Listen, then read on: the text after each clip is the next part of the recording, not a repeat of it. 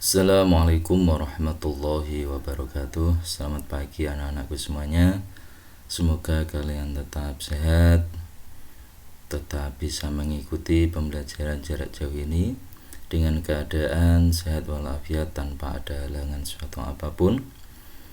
Oke anak-anakku semuanya, masih bersama dengan Bapak Ahmad Sholih dalam materi atau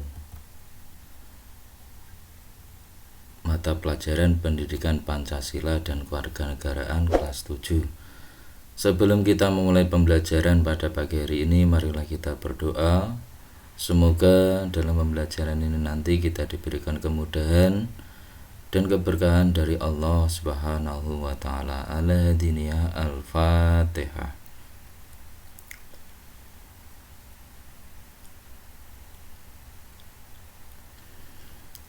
Oke, selesai.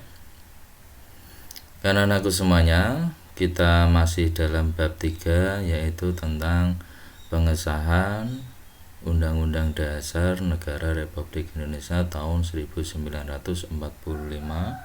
Tapi sekarang kita akan membahas di poin C, ya. Atau anak-anak bisa lihat di LKS-nya halaman 47, yaitu tentang peran tokoh perumus Undang-Undang Dasar Negara Republik Indonesia tahun 1945,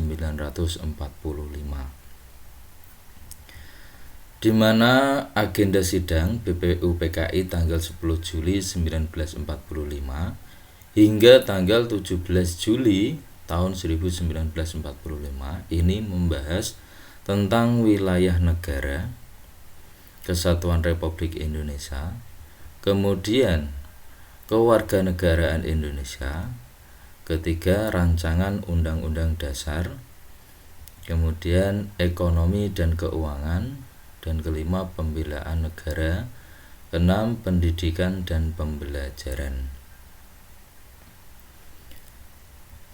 Pada persidangan BPUPKI yang kedua ini, anggota BPUPKI dibagi-bagi dalam panitia-panitia kecil. Salah satu panitia kecil yang terbentuk itu adalah panitia perancang Undang-Undang Dasar yang diketahui oleh Insinyur Soekarno, yaitu yang merupakan tokoh bangsa dan pendiri negara Indonesia, kemudian juga merupakan putra terbaik bangsa yang memiliki kemampuan dan visi ke depan untuk kebaikan bangsa Indonesia. Kemudian pada tanggal 11 Juli tahun 1945, ini sidang panitia perancang Undang-Undang Dasar yang diketahui oleh Insinyur Soekarno membahas pembentukan lagi panitia kecil di bawahnya, yang tugasnya adalah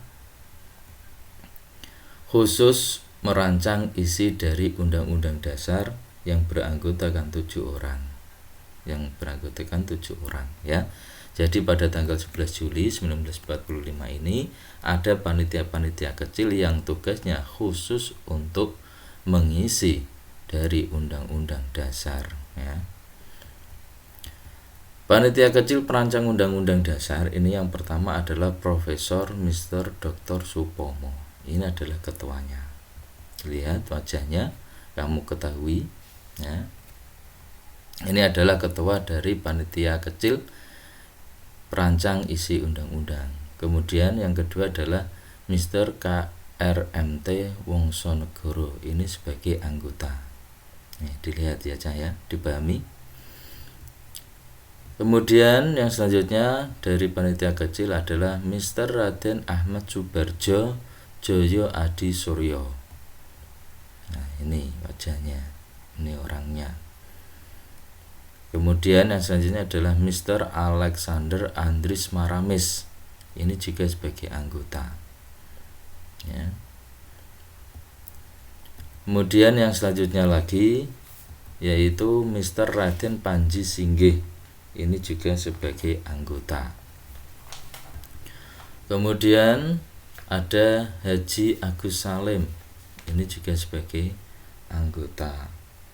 Kemudian yang terakhir yaitu Dr. Sukiman Wiryo Sanjoyo, nah, ini juga sebagai anggota.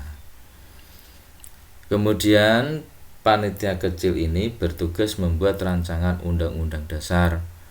Pada persidangan tanggal 14 Juli 1945, dalam sidang pleno BPUPKI menerima laporan panitia perancang undang-undang dasar yang dibacakan oleh ketua panitianya sendiri, yaitu Insinyur Soekarno. Pada laporan tersebut, Insinyur Soekarno melaporkan hasil kerja seluruh panitia yang mencakup 3 hal. Ya, 3 hal. Yang pertama yaitu tentang pernyataan Indonesia Merdeka. Oke. Yang kedua yaitu pembukaan Undang-Undang Dasar Negara Republik Indonesia. Dan yang ketiga yaitu Undang-Undang Dasar itu sendiri atau batang tubuh dari undang-undang. Ada 2 paham utama yang dimiliki pendiri negara dalam sidang BPUPKI, yaitu nasionalisme dan agama. Pendiri negara yang didasarkan pemikiran nasionalisme menginginkan negara Indonesia yang akan dibentuk merupakan negara nasionalis atau negara kebangsaan. Sedangkan golongan agama menginginkan didasarkan salah satu agama. Berbagai perbedaan di antara anggota BPUPKI dapat diatasi dengan sikap dan perilaku pendiri negara yang mengutamakan kepentingan bangsa dan negara di atas kepentingan pribadi dan golongan.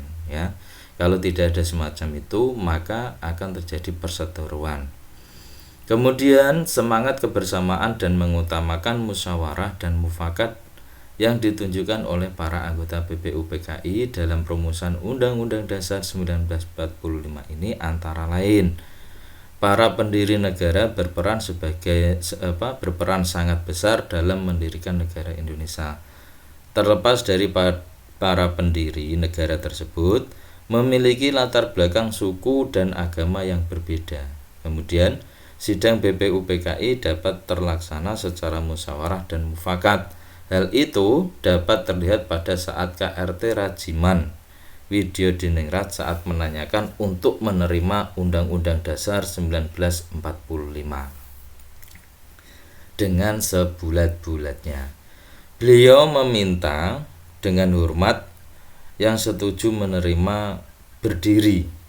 Nah, jadi pada waktu itu beliau berkata, ya, kalau yang setuju diharap untuk berdiri. Nah, dan itu saya lihat Tuan Yamin belum berdiri. Suara bulat terima Undang-Undang Dasar ini. Terima kasih tuan-tuan. Pertanyaan dari Ketua BPUPKI dan tanggapan dari seluruh anggota sidang BPUPKI menunjukkan bahwa para pendiri negara telah mengutamakan kepentingan bangsa dan negara di atas kepentingan pribadi dan golongan, serta mengutamakan musyawarah mufakat dalam membuat keputusan tentang dasar negara dan Undang-Undang Dasar Negara Republik Indonesia. Keberhasilan bangsa Indonesia ini memproklamasikan kemerdekaannya merupakan salah satu bukti cinta para pahlawan terhadap bangsa dan negara. Bukti cinta yang dilandasi semangat kebangsaan yang diwujudkan dengan pengorbanan jiwa dan raga oleh segenap rakyat guna merebut dan mempertahankan kemerdekaan dari penjajah. Kemudian pada persidangan PPKI, para tokoh pendiri negara memperlihatkan kecerdasan, kecermatan, ketelitian, tanggung jawab, rasa kekeluargaan, toleransi, dan penuh dengan pemufakatan dalam setiap pengambilan keputusan. Nah, jiwa-jiwa seperti itulah anak-anakku semuanya yang harus kita miliki, ya. Kemudian sikap patriotisme dan rasa kebangsaan antara lain dapat diketahui dalam pandangan dan pemikiran mereka yang tidak mau berkompromi dengan penjajah dan bangga sebagai bangsa yang baru merdeka. Semangat dan komitmen pendiri negara pada perumusan dan penetapan Undang-Undang Dasar Republik Indonesia tahun 1945 antara lain mengutamakan kepentingan bangsa dan negara, persatuan dan kesatuan, rela berkorban, cinta tanah air, dan musyawarah mufakat. Itulah semangat dari para pendiri negara. Saya harapkan anak-anakku semuanya, setelah kita mempelajari pendidikan Pancasila dan kewarganegaraan ini, anak-anakku semuanya juga memiliki sifat yang seperti itu ya.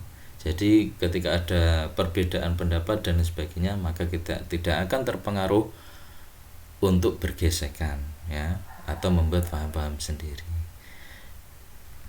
Oke, yang selanjutnya untuk soal evaluasi anak-anakku semuanya, nanti kalian kerjakan LKS halaman 56, yaitu uji kompetensi 3, pilihan ganda nomor 11 sampai nomor 20 ya, meneruskan kemarin. Kalau kemarin nomor 1 sampai 10, sekarang nomor 11 sampai 20. Saya harapkan anak-anakku semuanya bisa mengerjakannya, karena ini nanti bagian dari ulangan akhir semester ya. Mungkin itu yang bisa Bapak sampaikan. Semoga walaupun sedikit sekali tapi bisa bermanfaat kepada kalian, dan kalian juga bisa paham dan bisa mengikuti pembelajaran ini sampai selesai. Akhirul kalam, wallahul muwaffiq ila aqwamit thoriq. Assalamualaikum warahmatullahi wabarakatuh.